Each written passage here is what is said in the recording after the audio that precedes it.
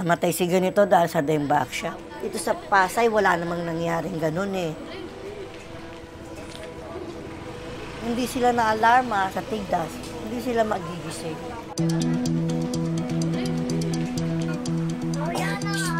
Uy, naulan. Sa umaga bago ako pumasok, mag-aalusal ka mo, nakapilang. Pagkatapos yung diretso na ako sa barangay.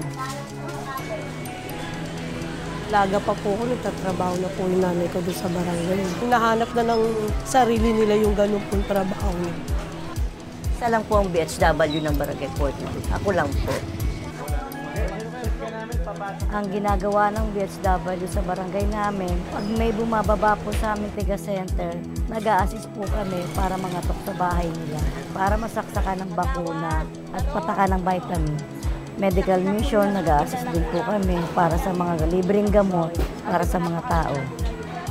Pag may lumalapit po sa kapitan ko, ako po yung nag-a-assist sa kanila. Katulad nung bumaba sila dito para turuan yung mga teenager na kung paano mag-control sa pagbubuntis.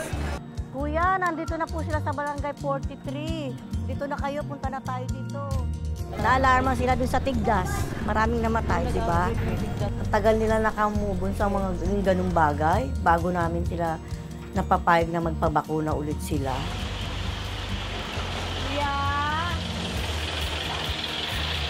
Paliwanagan at kausapin mo lang sila ng maayos. Napakahirap. Magawad! Barok!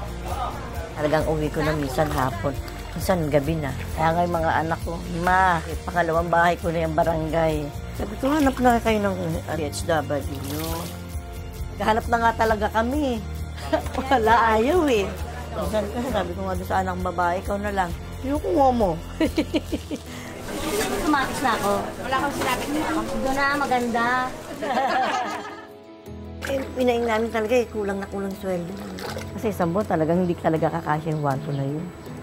Isang buwan, hihintayin mo yung sweldo na yun. Nakanganga na kayo pare-pare. MD, huwag ka malikot dyan. Kaya kanyang maraming bawang. Hindi pwede. Nauubos yung kakabali namin. Pagdating ng sweldo, wala ka nang kukunin.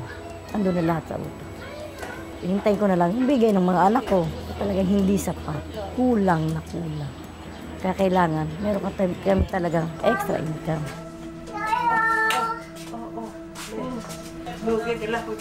Ay, ano mo lola mo, Celia? Kasi tulog pa si Jinbon. Sabi ng anak kong panganay, mapag nagawa na yung bahay, doon ka na sa bahay, iwanan mo sila. Pwede ba yun? Siyempre hindi. Pwede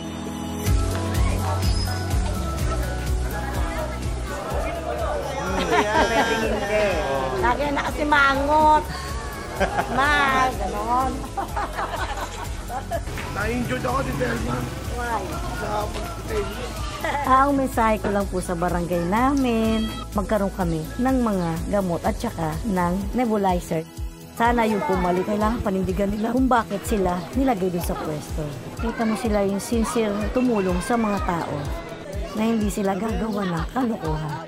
Sana po maging maayos pa rin yung barangay namin at yung papalit sa akin ng BSW, sana marami rin siya matulungan na kagaya na natutulungan ko.